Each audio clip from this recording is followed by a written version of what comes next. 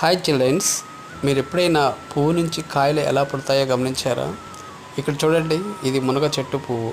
ఈ మునగ చెట్టు పువ్వు నుంచి కాయలు ఎలా పెద్దవి అవుతాయో ఒకసారి గమనించండి.